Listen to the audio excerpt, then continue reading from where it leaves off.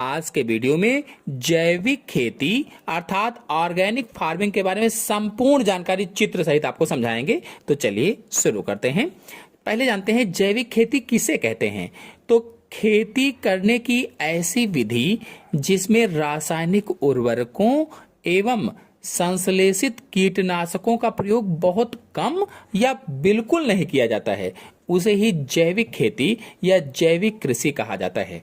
क्या कहा गया है कि जैविक खेती या जैविक कृषि वह विधि है जिसमें रासायनिक उर्वरकों यानी केमिकल फर्टिलाइजर्स जो होते हैं और संश्लेषित जो कीटनाशक होते हैं यानी जो बने बनाए कीटनाशक आते हैं, इनका प्रयोग बहुत कम किया जाता है या बिल्कुल नहीं किया जाता है।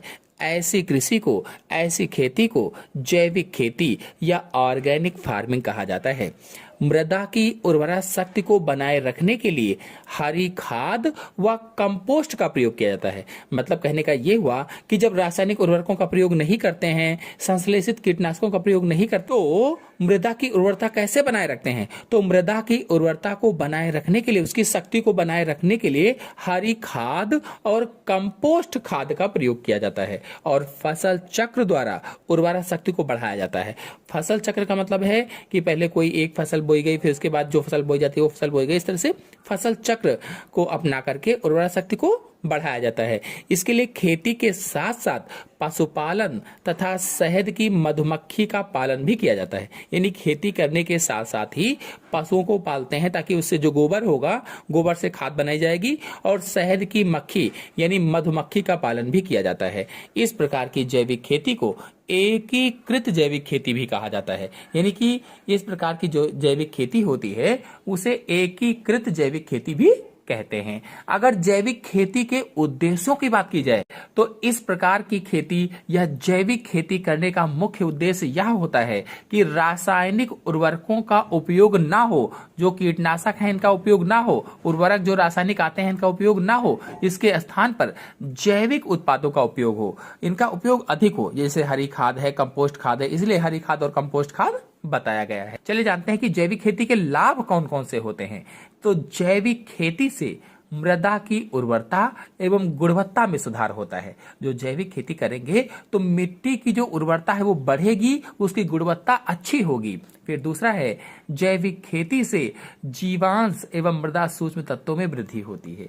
जो उसमें जीव के अंश हैं यानी कि जैविक जो खाद है वो और जो सूक्ष्म तत्व होते हैं उनकी भी प्राप्ति अच्छी हो पाएगी।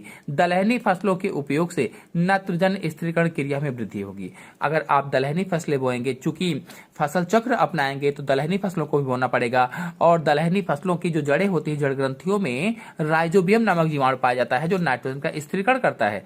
तो नाइट्रोजन स्थिरीकरण होगा यानी नाइट्रोजन का फिक्सेशन होगा।